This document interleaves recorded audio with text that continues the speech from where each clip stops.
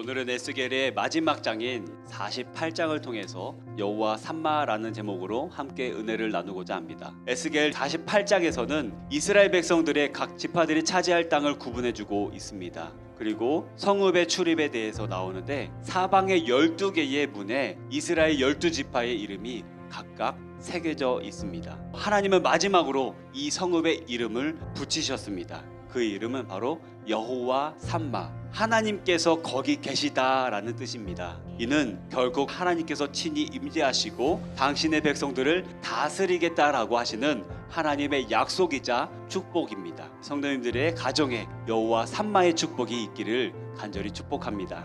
이와 같은 하나님의 약속은 예루살렘 성전 환상의 최종 결론이자 에스겔서의 전체 결론이기도 합니다.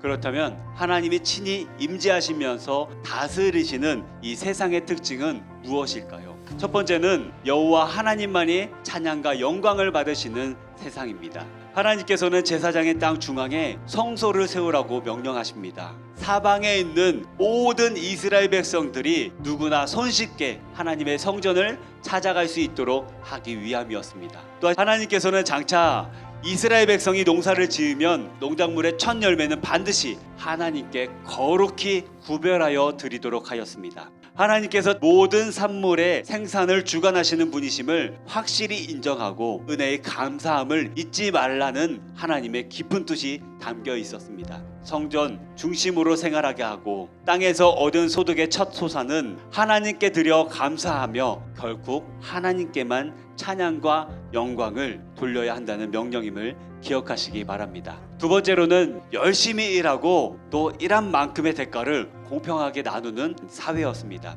하나님은 성읍기지에서 나오는 산물을 하나님의 성읍을 위해 힘써 일하는 자들을 위한 몫으로 돌리라고 말씀하셨습니다. 열심히 일하고 수고한만큼의 대가를 공평하게 받을 수 있도록 하신 것입니다. 타락하고 부패한 세상에서는 이런 통치의 원리가 제대로 시행되지 못하지만 하나님이 통치하시는 나라에서는 이런 분배의 원리가 공정하게 이루어집니다. 마지막으로 통치자가 하나님의 말씀을 가까이 하며 주의 전을 지키고 보호하는 나라가 하나님께서 통치하는 나라라고 말씀하십니다.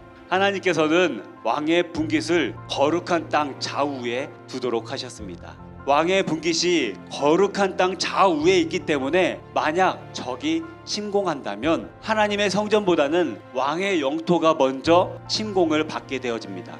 그래서 왕은 열심히 싸워 적을 물리치고 결국 성전을 보호하게 되는 것입니다. 왕은 하나님의 거룩함을 지키기 위해 노력하고 그 나라와 그의 의를 그루하기 위해 애써야 하는 것입니다. 이것이 바로 통치자에게 주어진 중요한 사명이었습니다. 그래서 우리가 나라의 통치자들을 위해서 기도할 때에 그들이 하나님의 말씀을 가까이 하며 여호와 하나님만을 경외하는 마음을 가질 수 있도록 계속 기도하고 있는 것이고 기도해야 하는 것입니다. 우리는 우리들의 삶의 처소가 하나님의 임재하시는 처소가 되도록 노력해야 합니다. 우리의 삶이 여호와 삼마가 되어야 하는 것입니다. 불신자들이 우리 그리스도인들의 삶을 보며 여호와께서 거기에 계시는구나 라고 인정할 수 있도록 그러한 삶을 살아가기를 간절히 축복합니다.